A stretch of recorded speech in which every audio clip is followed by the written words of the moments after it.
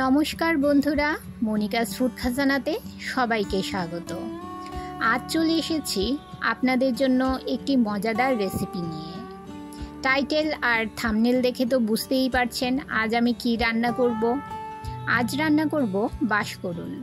অনেকেই বাঁশকরুল খেয়েছেন, আবার অনেকেই জানেন না যে বাঁশও রান্না করে খাওয়া যায়। এটা পাহাড়িদের একটি খাবার। বাঁশকরুল খুবই উপকারী একটি খাবার। অনেক রকমভাবে বাঁশকরুল রান্না করে খাওয়া যায়। আমি আজ শুটকি মাছ দিয়ে বাঁশকরুল রান্না করে দেখাবো। পাহাড়িদের রান্না হলেও রেসিপিটা কিন্তু অসাধারণ টেস্ট। আশা করি আজকের রেসিপি সবার খুব ভালো লাগবে। বাঁশ অনেক ধরনের হয়, তবে এর মধ্যে মুলি বাঁশের করুলটা সবচেয়ে বেশি টেস্টি। আপনাদের হাতের কাছে যদি মুলি বাঁশের করুল না থাকে তবে আপনারা অন্য ধরনের বাঁশের করুল দিয়েও এই রান্নাটা করতে পারেন। সব বাঁশের করুলই খাওয়া যায়। আমি এখানে মৃত্তিঙ্গা বাঁশ আর মুলি বাঁশ মিলিয়ে বাঁশকরুল নিয়েছি। এখানে আমার 4টে বাঁশকরুল আছে। এই যে দেখুন কিভাবে আমি বাঁশকরুলের খোসাটা ছাড়িয়ে নিচ্ছি। উপরে যে শক্ত খোসাটা আছে এভাবে খুব ইজিলি খুলে আসছে। খোসা ছাড়াতে ছাড়াতে ভেতরে দেখবেন এইরকম একটা নরম অংশ চলে এসছে। এই নরম অংশটা দিয়েই রান্না করে নেব। এই রেসিপির জন্য আমি নিয়েছি এখানে 4টে বাঁশকরুল, কয়েকটা কাঁচা লঙ্কা, 3টে মিডিয়াম সাইজের আলু, পেঁয়াজ, রসুন ও কিছু কাঁঠালের বীজ। আর লাগছে এই যে দেখুন শুটকি মাছ।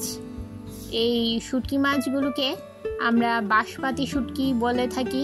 আপনারা এই শুটকি মাছগুলোকে কি নামে কি বলেন আমাকে কমেন্ট করে জানাবেন। আমরা এই শুটকি মাছগুলোকে বাঁশপাতি বলে থাকি। আর এখানে দেখুন নিয়েছি 4টে বাঁশকরুল। এখানে মৃত্তিঙ্গা বাঁশ আর মুলি বাঁশ মিলিয়ে 4টে বাঁশকরুল আছে। এই যে দেখুন দুটো মৃত্তিঙ্গা বাঁশ আর দুটো আছে মুলি বাঁশের করুল। মোটা মোটাগুলো যে আছে ছোট সাইজের ওগুলো মৃত্তিঙ্গা বাঁশ, আর লম্বা যে দেখতে পাচ্ছেন লম্বা সাইজের সরু ওইটা হচ্ছে মুলি বাঁশ। এবারে বাঁশকরুলগুলো আমি সবগুলো বাঁশকরুল ছাড়িয়ে নেব। বাজারে বাঁশকরুলের খোসা ছাড়িয়ে বিক্রি করা হয়। আমি আপনাদের দেখানোর জন্য বাজার থেকে খোসা ছাড়িয়ে আনলাম না। দেখুন এভাবে বাঁশকরুলের খোসা ছাড়াতে হয়। আমি সমস্ত বাঁশকরুলের খোসাগুলো ছাড়িয়ে নিচ্ছি। অনেকগুলো খোসার লেয়ার থাকে, প্রত্যেকটা লেয়ার এভাবে ছাড়িয়ে নেওয়ার পর ভেতরে একটা নরম অংশ থাকে। ওই নরম অংশটা দিয়েই রান্না করতে হয়। একদম তেল ছাড়া, বিনা তেলে বিনা মশলায় আজকের এই রেসিপিটা তৈরি করব। খুবই হেলদি একটা রেসিপি। বন্ধুরা সঙ্গে থাকুন, দেখতে থাকুন কিভাবে আমি এই রেসিপিটা তৈরি করছি। এই যে দেখুন বাঁশকরুলের এই নরম অংশটা বের হয়েছে। এবারে দু সাইডের শক্ত অংশটা কেটে বাদ দিয়ে দিলাম। এবারে করুলটাকে একদম ছোট ছোট করে কুচিয়ে কেটে নেব।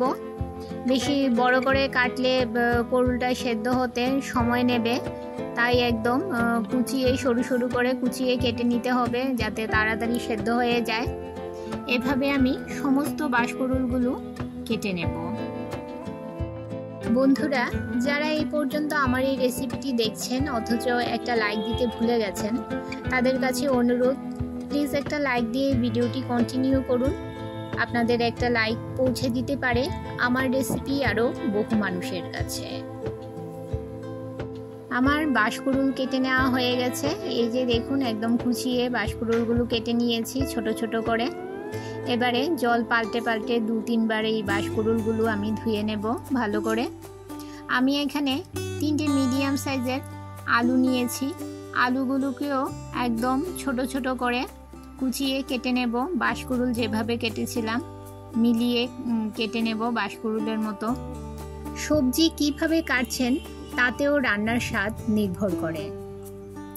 আমার চ্যানেলে নতুন বন্ধু হয়ে থাকলে চ্যানেলটি সাবস্ক্রাইব করে পাশে থাকা বেল আইকনটি প্রেস করে রাখুন আর নোটিফিকেশন অল করে রাখুন, যাতে যখনই আমি কোনো নতুন ভিডিও আপলোড করি সবার প্রথম যেন পৌঁছে যায় আপনাদের কাছে।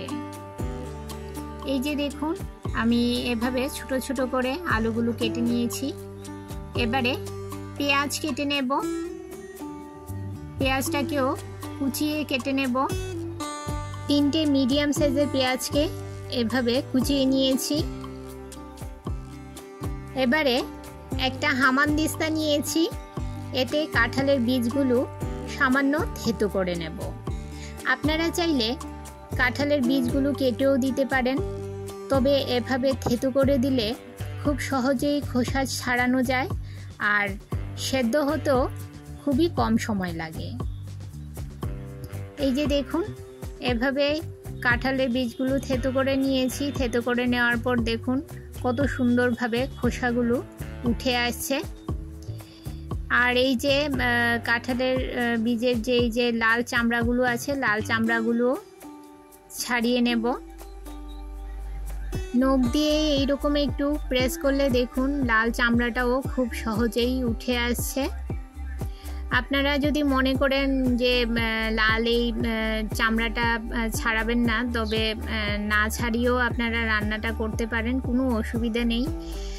দেখার সৌন্দর্যের জন্য আমি এই লাল চামড়াটা তুলে নিচ্ছি। এবারে কাঁঠালের বীজগুলো ভালো করে ধুয়ে নেব।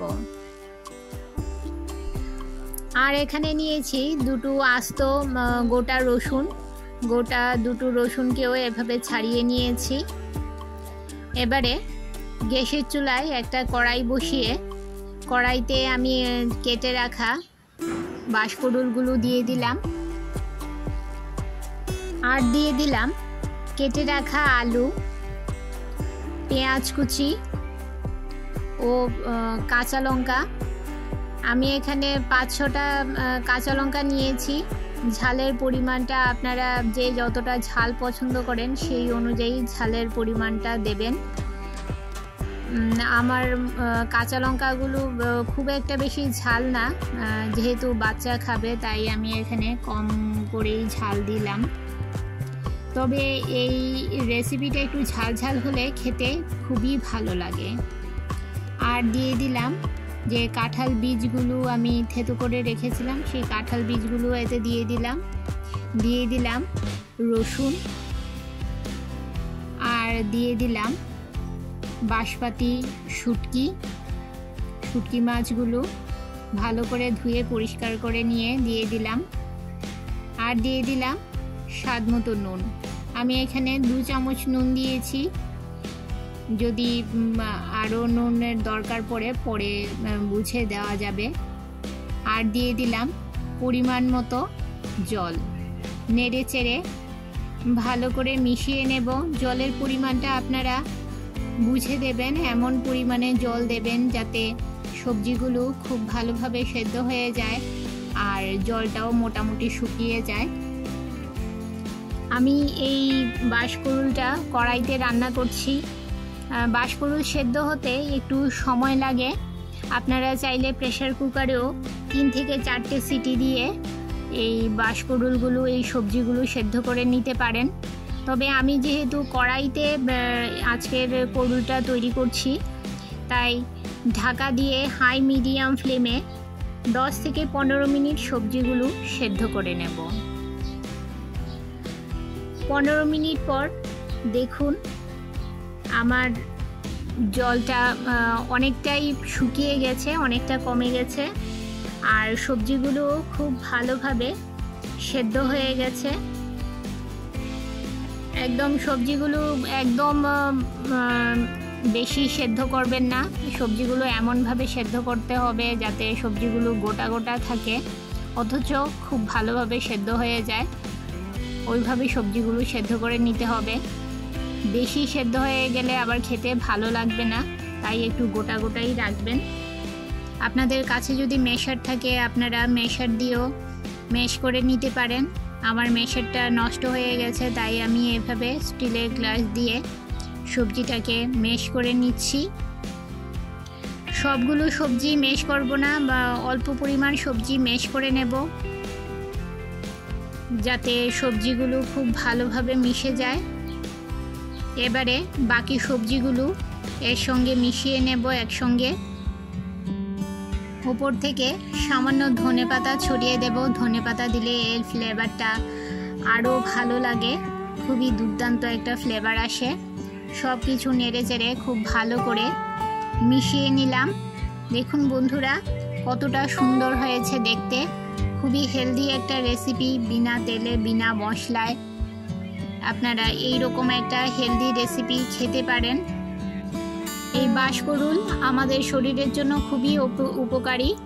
যারা কখনো খাননি একবার হলেও এই রেসিপিটা ট্রাই করে দেখুন। পাহাড়িদের রান্না হলেও ভীষণ টেস্টি, অসাধারণ টেস্ট হয় এই রেসিপিটা খেতে। বন্ধুরা আমার আজকের রেসিপি আপনাদের কেমন লাগলো অবশ্যই কমেন্ট করে জানাবেন, আর ভালো লাগলে শেয়ার করবেন আপনাদের আত্মীয় ও বন্ধুদের কাছে।